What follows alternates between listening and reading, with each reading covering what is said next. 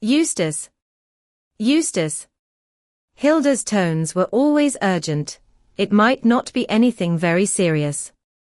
Eustace bent over the pool. His feet sank in its soggy edge, so he drew back, for he must not get them wet. But he could still see the anemone. Its base was fastened to a boulder, just above the waterline. From the middle of the other end, which was below, something stuck out, quivering. It was a shrimp, Eustace decided, and the anemone was eating it, sucking it in. A tumult arose in Eustace's breast. His heart bled for the shrimp. He longed to rescue it, but on the other hand, how could he bear to rob the anemone of its dinner? The anemone was more beautiful than the shrimp, more interesting and much rarer. It was a plumose anemone. He recognized it from the picture in his natural history, and the lovely feathery epithet stroked the fringes of his mind like a caress.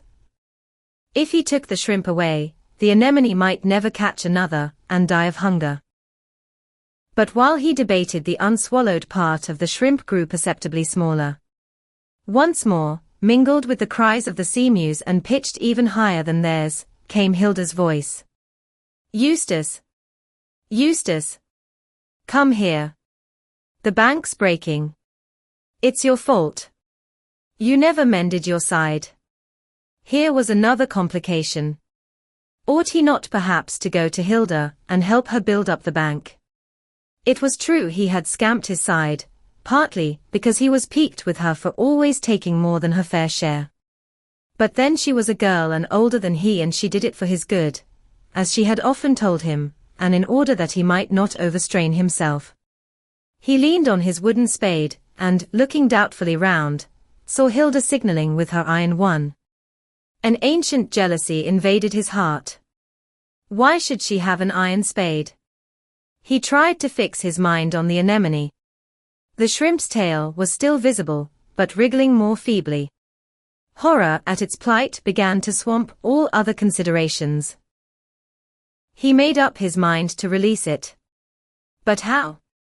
If he waded into the water he would get his socks wet, which would be bad enough. If he climbed onto the rock he might fall in and get wet all over, which would be worse. There was only one thing to do.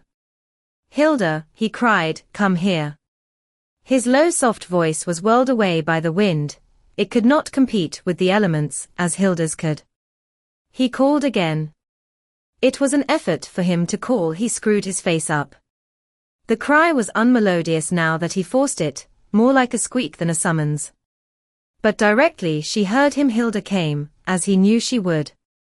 Eustace put the situation before her, weighing the pros and cons.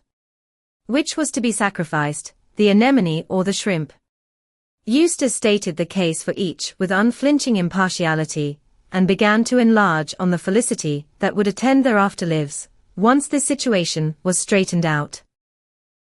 Forgetting, in his enthusiasm, that the well-being of the one depended on the misfortune of the other.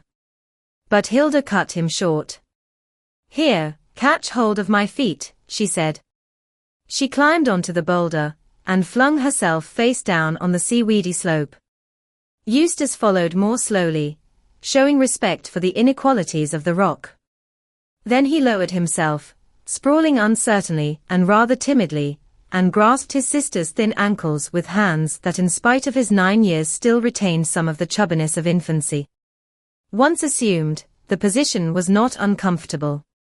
Eustace's thoughts wandered, while his body automatically accommodated itself to the movements of Hilda, who was wriggling ever nearer to the edge. I've got it, said Hilda at last in a stifled voice. There was no elation, only satisfaction in her tone, and Eustace knew that something had gone wrong.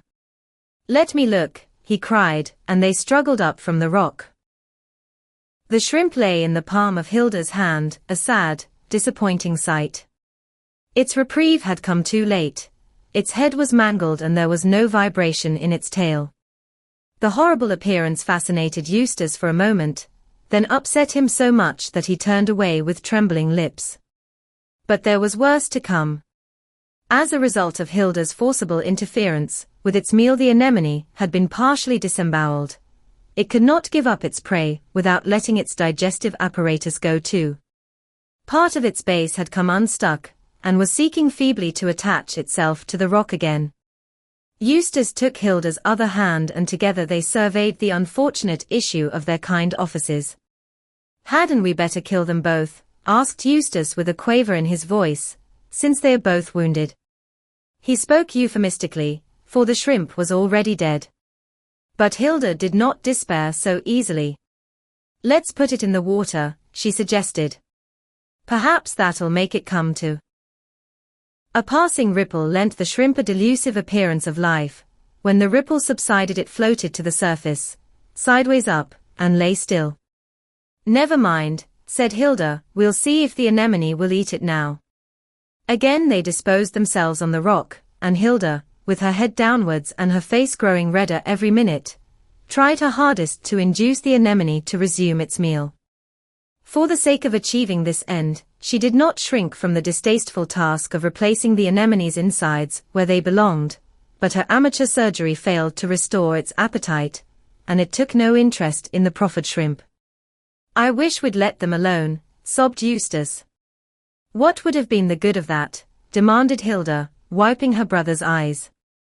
He stood quiescent, his hands hanging down and his face turned upwards, showing no shame at being comforted and offering no resistance, as though he was familiar with the performance and expected it.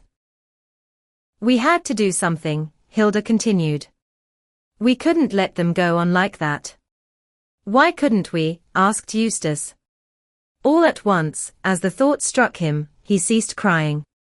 It seemed to cost him as little effort to stop as it costs a dog to wake out of sleep.